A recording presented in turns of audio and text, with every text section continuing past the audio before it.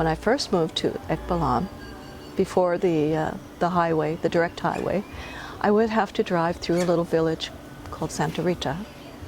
And I always made a point of stopping there to get some water, not because I was thirsty, but because I loved the way the kids would run up to me and ask me a million questions and hold my hand. And they didn't ask for anything. I mean, they were just happy to make contact with people who are different than them. It was a genuine sense of curiosity.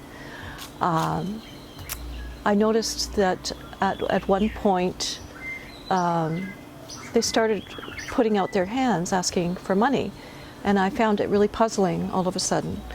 About the same time, I had some friends driving through there to come and visit me, and they told me the story of how they saw a woman making these beautiful felt flowered tortilla boxes, and they wanted to buy one. So they drove past her when they realized that they wanted to stop, and they didn't stop right where she was, and then they proceeded to walk back and were again hounded by children asking for money.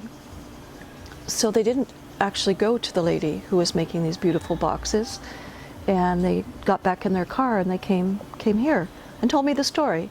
And then I asked one of my workers, well, what's happened in Santa Rita? Why are why are the kids, why have they changed all of a sudden? He said, oh, there was a group of foreigners who came in and started giving money away, and they gave 1,000 pesos to so-and-so, and they gave some more money here, and they gave some clothes and toys over there, and it was so well intentioned, and yet look at how it changed the relationship that we had. This innocent relationship already became about us being the providers, and they are the recipients or the needy ones.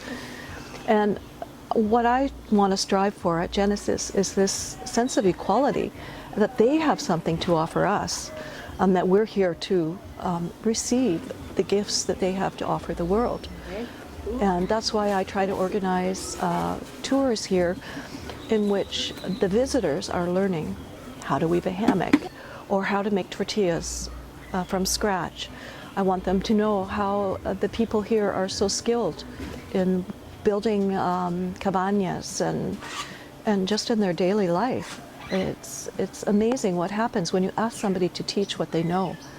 That's a valuable gift that we give them by being interested in who they are and what they do and how they live.